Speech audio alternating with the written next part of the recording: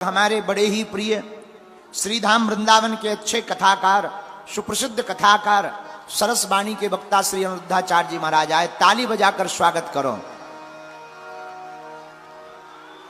अरे आज के दिवसी की मैं, आज के दिवसी की मैं जाऊं बलिहारा, मेरे घर आयो राजा राम जी को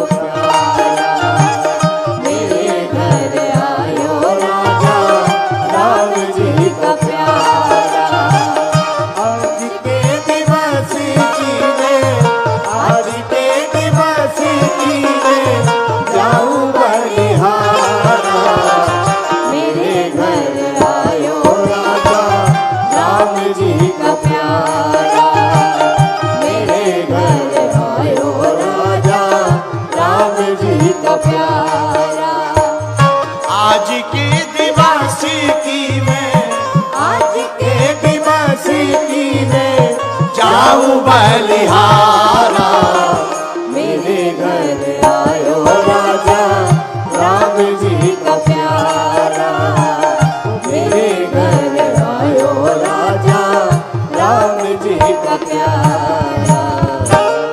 बोलो द्वारकाधीश भगवान की जय हो, बोलो वृंदावन बिहारी लाल की जय हो, श्री गौरी गोपाल भगवान की जय हो, गौरी गोपाल ठाकुर जी की जय हो।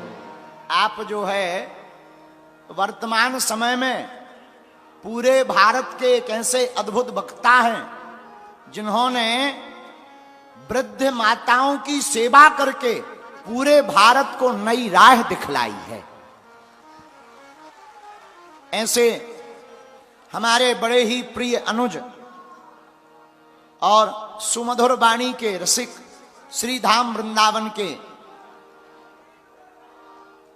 गौरी गोपाल आश्रम के अधिपति श्री अनिरुद्धाचार्य जी महाराज यहीं रायपुर में आपकी कथा थी गुड़ियारी में, जहां पिछले साल हमारी थी, इस साल हमारे भैया की। और देखो हम दोनों भैया, एक आपको हम बता चुके पहली बार, लेकिन तुम लोगों को बता दें, हम दोनों भाई बुंदेलखंड के ही हैं। हाँ, लेकिन अब ये वृंदावन वाले हो गए, हम बागेश्वर वाले हो गए। लेकिन एक बात और है, वृंदावन में भी वाह है और बागेश्वर में भी वाह है, राशि सेम ही है। वहां बांके बिहारी हैं तो यहां बालाजी हैं। ऐसे जो है आचार्य श्री आज कथा में आए हैं। निश्चित रूप से हमको अति प्रसन्नता पहुंची और हम भी कथा में गए थे। आज आपकी कथा विराम थी, आपको श्री आगे निकलना था, तो हमको खबर लगी तो हम भी कथा में गुड़ियारी में गए थे। अब आप पधार गए, खूब खूब व्यासपीठ से साधुवाद, इनको किसी की नजर ना लगे। विराज 26 के 27 तारीख को, क्षमा करना 26 तो कल ही है। आप भी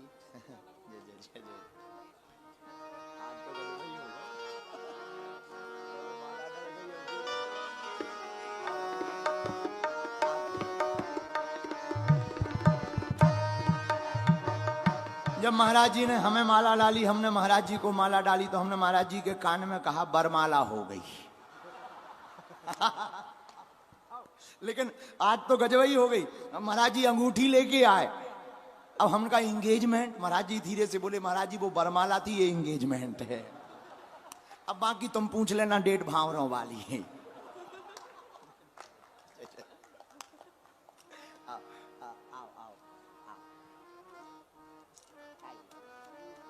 कैसे हो?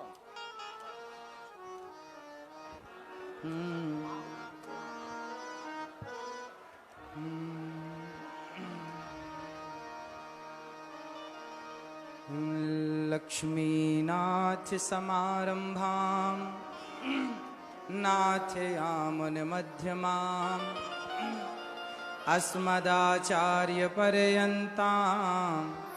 वन्दे गुरुपरम्पराम्। जय जय श्री राधा रमण, जय जय नवल किशोर, जय गोपी चित चोर प्रभु, जय जय माखन चोर। बोलिए भक्त वत्सल भगवान की जय जय श्री राधे, जय जय श्री राधे, जय जय श्री राधे। बोलिए बागेश्वर सरकार की, बागेश्वर धाम की, गौरी गोपाल भगवान की, श्री वृंदावन बिहारी लाल की जय जय श्री राधे। छत्तीसगढ़िया सबसे बढ़िया। बोलिए कौशल्या मैया की, माता कौशल्या मैया की पावन नगरी, रायपुर की पावन धरती।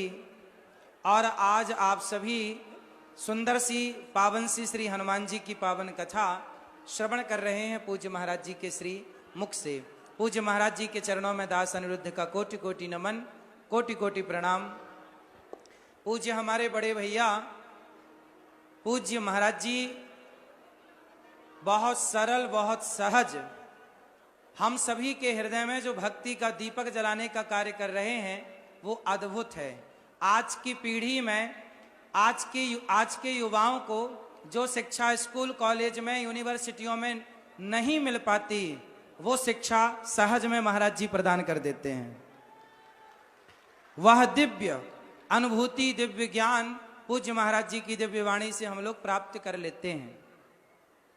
भगवान की बहुत बड़ी कृपा है कि आज जो कार्य काल है, वर्तमान में जो भारत की स्थिति है, हमें लगता है कि ये सचमुच भगवान राम के आने के पहले जैसे देवी देवता आ जाते हैं।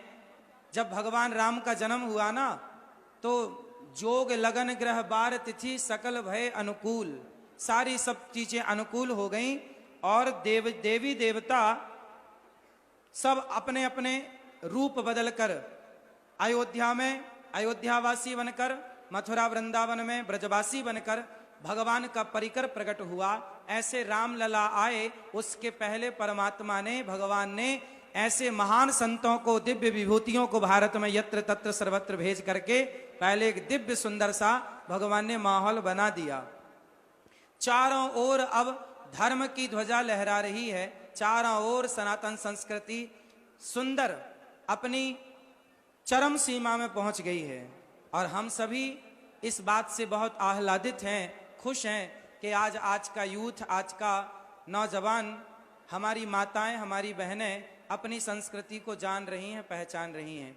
एक छोटा सा काम आप सबको करना चाहिए, अपने बच्चों को पोयम की जगह गीता के श्लोक और रामचरितमानस की कुछ चौपाइयाँ बच्चों को याद करानी चाहिए। आप सबको अपने माथे पर तिलक लगाना चाहिए, आप सबको अपने माथे पर तिलक लगाना चाहिए। मुसलमान टोपी लगाते हैं कि नहीं? उन्हें कोई शर्म है टोपी लगाने में?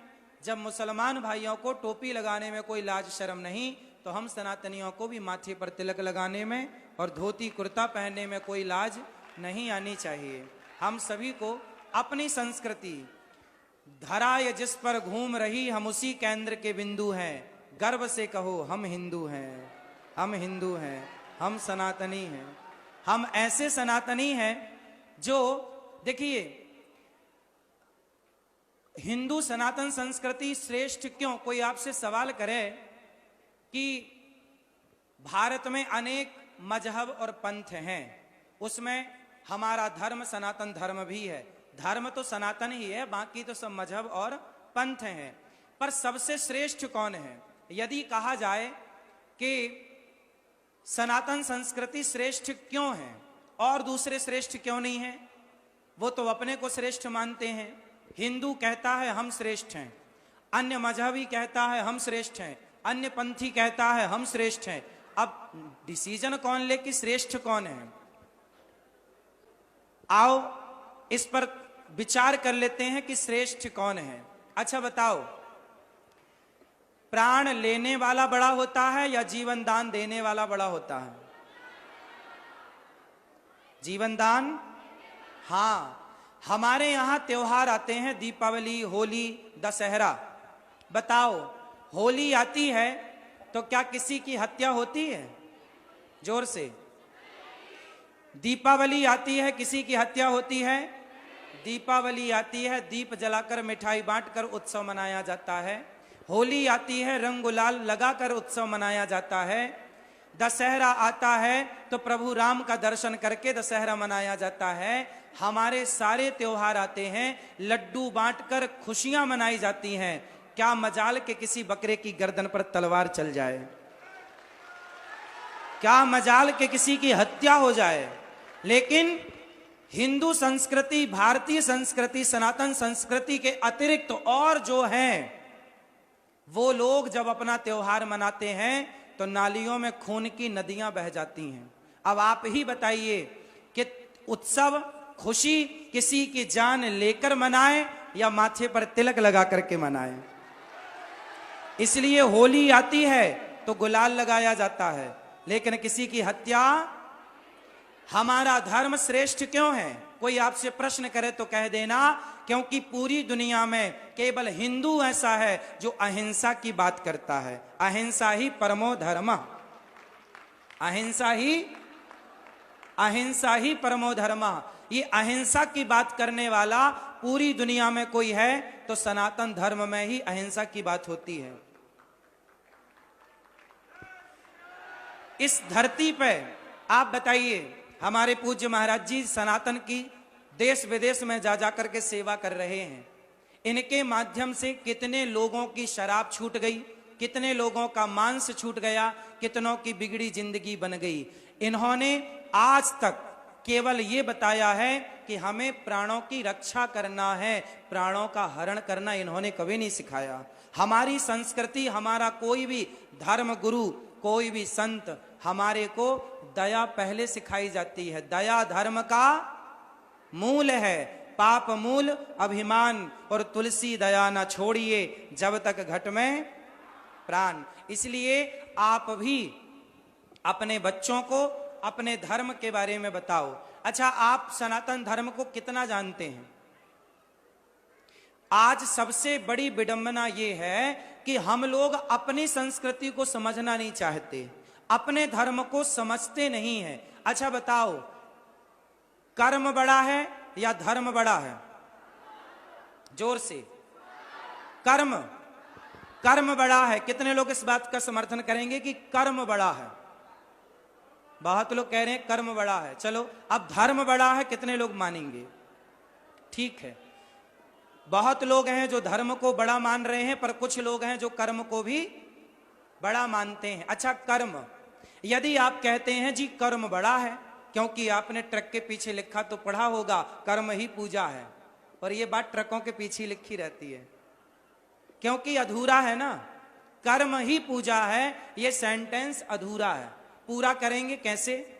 देखो, कर्म, अब कसाई गाय काटता है, बकरा काटता है, तो आप कहोगी जी कर्म पूजा है, तो क्या कसाई का गाय काटना पूजा है? शराबी शराब पी रहा है, पूछो क्या कर रहे हो? बोलो हम तो अपना कर्म कर रहे हैं। तो क्या शराब पीना ये कर्म सही है, श्रेष्ठ है? कर्म ही पूजा है, ये बात अधूरी है। समाज में कुछ चीजें अधूरी चल रही हैं, उन्हें आपको पूरा करना है सत्संग से, ऐसे महान विभूतियों की संगति से। कर्म ही पूजा है ना। कब पूजा बनेगा? क्या शराबी का शराब पीना ये कर्म पूजा है? क्या कसाई का मांस काटना, गाय काटना, क्या ये कर्म पूजा है? कर्म बड़ा तब बनेगा जब वो धर्म से जुड़ेगा। इसलिए वो कर्म श्रेष्ठ है जो धर्म युक्त है। धर्म कितने प्रकार का होता है? धर्म कितने प्रकार का है? 4 प्रकार का। एक सामान्य धर्म, एक विशेष धर्म, एक सामान्यतर धर्म, एक विशेषतम धर्म। एक सामान्य धर्म, एक विशेष धर्म, एक विशेषतर और एक विशेषतम। 4 धर्म हैं। चारों की प्रतिमूर्ति राम, लक्ष्मण, भरत, शत्रुघ्न है। ये विषय आप समझो, लेकिन एक चीज समझाता हूं जिससे आप समझ जाएंगे पूरा। अच्छा बताओ, कर्म 2 प्रकार के होते हैं, धर्म 4 प्रकार का, और कर्म होते तो 3 प्रकार के हैं कर्म। एक कर्म होता है जो हम कर रहे हैं, जिसे कहते हैं कर्म, अच्छा कर्म, बुरा कर्म। कर्म कितने प्रकार का है? होते तो 3 प्रकार के हैं, पर उस 3 में ना जाकर 2 प्रकार के समझेंगे। प्रारब्ध एक होता है, क्रियमाण होता है और संचित होता है। ये 3 प्रकार के कर्म हैं, पर इनमें ना जाकर सरल भाषा में समझो। कर्म 2 प्रकार का होता है, एक अच्छा कर्म और एक बुरा कर्म। अब अच्छा कर्म क्या है और बुरा कर्म क्या है, ये दोनों में अंतर कौन बताएगा? बताओ, ये अच्छा है और ये बुरा है, ये कौन बताएगा? हाँ, ये कौन बताएगा? धर्म। ये कौन बताएगा? इसके लिए आपके भीतर धर्म का होना आवश्यक है। जिसके भीतर धर्म है वो जान लेगा कि ये कर्म करने योग्य है और ये कर्म करने योग्य। शराब पीना क्या ये कर्म करने योग्य है? हत्या करना क्या ये कर्म करने योग्य है? फिर जो कर्म त्यागने योग्य हैं वो त्याज्य कर्म हैं, उन्हें त्याग दीजिए, उन कर्मों को कभी ना करिए। जो कर्म करने योग्य है वो कर्म करिए, और करने योग्य कर्म में मन तब लगेगा जब भीतर धर्म होगा। धर्म ही आपको सही कर्म की ओर प्रेरित करता है। इसलिए अपने कर्म को सुधारना चाहते हो, आप झूठ बोलते हैं या नहीं? हाँ या ना? तो झूठ बोलना पाप है, नदी किनारे सांप है, किस किसने सुना है? झूठ बोलना पाप है, नदी किनारे सांप है, और काली मैया आएंगी और घींच काट के ले जाएंगी। तो झूठ बोलना, लेकिन आप जानते हैं पर मानते नहीं हैं, क्योंकि आप कर्म तो कर रहे हैं, धर्म का ज्ञान नहीं है। इसलिए वो कर्म कर रहे हैं जो कर्म आपको नरक ले जाएंगे। धर्म आपको नरक नहीं जाने देगा, धर्म आपको कभी गलत राह पर जाने ही नहीं देगा। बार बार धर्म आपको कहेगा, भाई ये गलत है, सही राह पर आ जा, सही राह पर आ जा, सही राह पर आ जा। इसलिए भीतर धर्म का होना आवश्यक है। धर्म ही वो चीज है, वो वस्तु है जो इंसान को इंसान। राम के पास क्या था? उत्तर दो। और रावण के पास क्या नहीं था? रावण के पास धर्म था। रावण के पास धर्म होता तो सीता मैया को क्यों चुराता? रावण के पास धर्म। अब आप कहते हो कर्म बड़ा है, कर्म ही पूजा, तो रावण ने सीता मैया को चुराया तो कर्म ही तो किया था। क्या यह कर्म पूजा है? रावण कर्म तो करता था, पर उसे धर्म का ज्ञान था, लेकिन वो मानता नहीं था। पंडित था ना बहुत बड़ा, उसे क्या ज्ञान नहीं था? हम उसे मूर्ख नहीं कह सकते, ज्ञानी तो था पर मानता नहीं था। तो जो ज्ञानी है पर माने ना, उस ज्ञान का करोगे क्या? रावण के पास ज्ञान था पर वो ज्ञान को चरितार्थ नहीं करता था। अच्छा, राम के पास क्या था? धर्म। और रावण के पास क्या नहीं था? इसलिए रावण के पुतले जलाए जाते हैं और राम के मंदिर बनाए जाते हैं, क्योंकि राम के पास रामो विग्रहवान धर्म। रावण के पास था भरा सोना खचा खचलंक की दीवार में, एक रत्ती नहीं मिला रावण को मरती वार में। जाने न देना धर्म, करना लोभ मत धन धाम का, और धर्म ही जाता रहा तो धन रहा किस काम का। यदि आपका धर्म चला गया, आपसे प्रश्न है, आपका धर्म चला गया तो आपके पास बचा क्या? इसलिए धर्म मत जाने दो। आप यदि मांस खाते हैं तो आप किसी की हत्या का पाप माथे पर ले रहे हैं, क्या यह धर्म है? अरे पाकिस्तानी मांस खाएं तो चलता है, पाकिस्तानी गाय काट ही रहे हैं, बकरा काट ही रहे हैं, लेकिन हम सनातनी, हमसे तो उम्मीद ये नहीं है। जब वशिष्ठ जी भरत जी से बोले, ऐ भरत तुम राजा बन जाओ, तुम्हारे भैया अयोध्या से वनवास चले गए हैं, अब तुम राजा बन जाओ। भरत जी बोले, गुरु जी यदि मैं राजा बना तो ये पृथ्वी रसातल में चली जाएगी। वशिष्ठ जी बोले, कि रावण जैसे दुष्ट हैं, उनके पाप से पृथ्वी रसातल में नहीं गई। हिरण्याक्ष हिरण्यकश्यपु जैसे दुष्ट हैं, उनके पाप से पृथ्वी रसातल में नहीं गई। भरत तुम्हारे जैसा धर्मात्मा राजा बनेगा तो पृथ्वी रसातल में क्यों चली जाएगी? भरत जी बोले, इस पृथ्वी को धर्म की उम्मीद रावण हिरण्याक्ष हिरण्यकश्यपु से नहीं है, इस धरती को उम्मीद धर्म की हम जैसे भरत लोगों से है। यदि हम जैसे लोग अपने भाई को वनवास भेज के भाई की संपत्ति पर कब्जा करेंगे तो ये पृथ्वी किसके बल पर जिएगी, किसके बल पर टिकेगी? इसलिए जमाना झूठ बोले तो बोले, जमाना मांस खाए तो खाए, जमाना शराब पिए तो पिए, चूल्हे में जाए। आप तो सत्संगी हो, आप तो सत्संगी हो। यदि आप 3 घंटे कथा सुने, आप घर में राम राम जपे और आप भी यदि मांस खाए, शराब पिए, तो बताओ धर्म कहां जाएगा? धर्मः कम शरणम गतः, धर्म किसकी शरण में जाएगा, कहां जाएगा? अरे धर्म टिका है माना कि दुनिया में, भारत में 99 लोग बेईमान हैं, पर जो 1% अच्छे लोग हैं ना, ये धरती रायपुर में लाखों की आबादी होगी, लेकिन लाखों की आबादी के बल पर धर्म नहीं टिका। आप जैसे कुछ अच्छे सज्जन लोगों के बल पर यह धर्म टिका है, जो 7:30 बजे भी कथा सुनने के लिए खड़े हैं, अपना घर का काम धाम छोड़कर कथा के लिए खड़े हैं, धर्म के लिए खड़े हैं। ये धरती में धर्म टिका है तो कुछ आप जैसे अच्छे सच्चे लोगों के बल पर टिका है। इसलिए जमाना बेईमान हो तो हो जाए, जमाना बेईमान होए तो हम तो ना हो, हम जैसों के बल पर ये धरती टिकी है। इसलिए धर्म कहता है राम की जीत, राम की जीत नहीं है, धर्म की जीत है। इसलिए राम को धर्म की मूर्ति, और जिस राम को हम मानते हैं उस राम को मानने वाले हम, अपना प्राण जाएगा तो जाएगा, प्राण तो फिर आ जाएगा, पर धर्म जाएगा तो नहीं आएगा। इसलिए प्राण जाए पर वचन मीन्स धर्म, प्राण जाए पर धर्म न जाए। इसलिए आज मुझे पक्का वादा करो, पूज्य महाराज जी इतनी सुंदर कथा सुना रहे हैं, आप किसी भी परिस्थिति में कोशिश करो कि झूठ नहीं बोलेंगे। किसी भी परिस्थिति में भूखे मरेंगे तो मरेंगे, पर मांस नहीं खाएंगे। आप मांस तो वैसे भी नहीं खाते होंगे, फिर भी मत खाइएगा। खाता भी कोई हो तो मांस नहीं। शराब लोग पिए तो पिए, आप मत पीजिएगा, क्योंकि जिम्मेदारी किसकी है? आपकी। क्योंकि धर्म को लेकर चलने वाले कौन हैं? आप। इसलिए आपकी ज्यादा जिम्मेदारी है। तो जिम्मेदार बनेंगे ना? यदि आप जिम्मेदार बनेंगे तब फिर और मजा आएगा ये कहने में कि छत्तीसगढ़िया, जब सबसे बढ़िया और बन जाओगे, मांसाहार, शराब बिकनी ही नहीं चाहिए छत्तीसगढ़ में, मांस बिकना ही नहीं चाहिए छत्तीसगढ़ में, तब और मजा आएगा ये कहने में कि छत्तीसगढ़िया।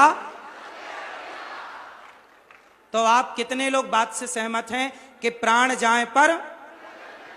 राम के पास क्या था और रावण के पास क्या नहीं था? हाँ, तो आपके पास क्या होगा? पैसा कम है चलेगा, पैसा तो वैश्या के पास भी बहुत होता है, पर धर्म नहीं होता। लेकिन घास की झोपड़ी में एक पतिव्रता नारी, जिसके पास खाने को रोटी ना हो, पर वो फटी साड़ी पर हो, पर वो पतिव्रता नारी ऐसी है। माता अनसुईया झोपड़ी में रहती थी, पर ऐसी थी कि वो ब्रह्मा विष्णु महेश को बच्चा बना करके अपना दूध पिलाया। ये है धर्म। यदि आप धर्म के राह पर हैं तो ब्रह्मा विष्णु महेश भी बच्चा बन के दूध पीते हैं माता अनसुईया का। और यदि आप धर्म के रास्ते से खिसक गए तो सोने की लंका में भी आग लग जाएगी। इसलिए जाने ना देना धर्म, करना लोभ मत धन धाम का, और धर्म ही जाता रहा तो धन रहा किस काम का। हमारे महाराज जी देखो, दिन भर आपकी सेवा करते हैं, सुबह जागते से लेकर 12-12 बज जाता है सोने में। कब खाते हैं, कब पीते हैं, कब ना कोई अपने लिए, इनकी जिंदगी अपने लिए नहीं है, इनका अपना कोई सुख नहीं है। संतों का अपना कोई सुख नहीं होता, समाज का सुख ही संतों का सुख होता है। आपसे मिलना, दरबार लगाकर आपकी बातें सुनना, आपकी बातें सुन करके आपको समाधान देना, आपके लिए ही संत जीता है। इनके अपने कोई सुख नहीं है। आप तो कितने बढ़िया कपड़े पहनते हो, महाराज जी देखो बिल्कुल सिंपल सादे कपड़े पहनते हैं। आपकी जिंदगी लग्जरी है, महाराज जी की जिंदगी सादी है, वो सिंपल जीवन है। भक्त ने कहा हमें मिलना है, ठीक है मिल लो। आपकी इच्छाओं के लिए संतों ने बलिदान दिए हैं, आपकी खुशियों के लिए कि हमारा भारत, हमारी संस्कृति, अखंड भारत का सपना, हिंदू राष्ट्र का सपना देखते हो ना, तो हिंदू राष्ट्र का सपना तब साकार होगा, तब साकार होगा जब आपका बच्चा, कोई संत, अभी कोई संत जाता है ना तो आप अपने बच्चे से बोलते बेटा पोयम सुना, पोयम पोयम ना, तब हिंदू राष्ट्र बनेगा जब कोई आपके घर आए और आप अपने बच्चे को कहो, फूफा जी आए, मौसा जी आए, दादी आई, मामी आई, चाची आई, तो आप अपने बच्चे से कहो बेटा चलो दादी को, नानी को, चाची को भगवद गीता के 5 श्लोक सुनाओ चलो। जब आपके बच्चे गीता के श्लोक सुनाने लग जाएंगे, रामचरितमानस की चौपाइयां सुनाने लग जाएंगे। कल 26 जनवरी है, 26 जनवरी में हम राष्ट्रगान गाते हैं, देश के लिए गीत गाते हैं।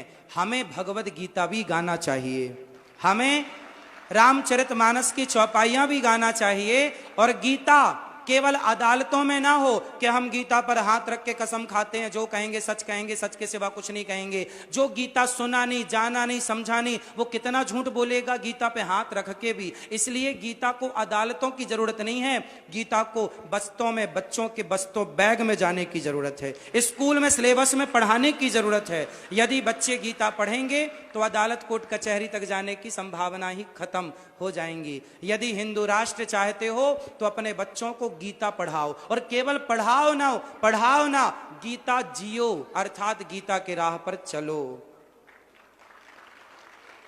रामचरितमानस के राह पर चलो, प्रभु राम के राह पर चलो। ऐसे आप सभी महान भक्तों को, आप सभी भक्त हैं ना, 7:30 बजे भी आप लोग देखिए यहाँ कथा सुनने के लिए आए। आप जैसे महान भक्तों की चरण धूलि उठाकर ये दास अनिरुद्ध अपने माथे पर लगाता है। आप सबको बारंबार प्रणाम करता है। सबको जय श्रीमन नारायण, जय श्री कृष्णा। समय बहुत लिया है, पूज्य महाराज जी के चरणों में बारंबार प्रणाम। आपकी चरण रज माथे से लगाता हुआ ये दास अपने आप को कृतार्थ करता है। सबको जय श्रीमन नारायण, जय श्री कृष्णा, राधे राधे। पूज्य बागेश्वर धाम सरकार की, बागेश्वर धाम सरकार की, बालाजी सरकार की, पूज्य श्री धीरेन्द्र जी महाराज की, धीरेन्द्र कृष्ण शास्त्री जी महाराज की। महाराज जी को बारंबार प्रणाम, आपकी चरण रज को प्रणाम। और आपको निमंत्रण गौरी गोपाल आने का। कब आएंगे? शीघ्र। कब आएंगे? बस आएंगे, वचन दे दें तो मुकर न जाए, इसलिए अब जब भी वृंदावन आएंगे गौरी गोपाल। वाह, महाराज जी वादा किए हैं, अब जो वादा किया वो निभाना पड़ेगा। अब महाराज जी ने बोला है कि जब वृंदावन आएंगे तो गौरी गोपाल जरूर आएंगे। आपके श्री चरणों में आपकी सुंदर सी मुस्कान बनी रहे और पूज्य महाराज जी को किसी की नजर, आप यूं ही सदा खुश रहो, ये दुआ है हमारी। राधे राधे। आप सभी को बारंबार नमन। राधे। हमारे बसंत भैया के लिए सुंदर तालियां। बसंत अग्रवाल जी, इन्होंने बहुत सुंदर आयोजन। देखिए, एक तरफ हमारे भैया कृष्णा भैया हैं जिन्होंने रायपुर को वृंदावन बना दिया, और एक हमारे बसंत भैया हैं जिन्होंने रायपुर को अयोध्या जी बना दिया। एक तरफ वृंदावन, एक तरफ अयोध्या जी, एक तरफ हनुमान जी की कथा, प्रभु राम की कथा, और एक तरफ भगवान श्री कृष्ण की कथा। आप लोग भले अयोध्या जी नहीं गए, लेकिन अयोध्या वृंदावन दोनों रायपुर आ गए। जय हो। श्री सीताराम भगवान की, बागेश्वर हनुमान जी महाराज की।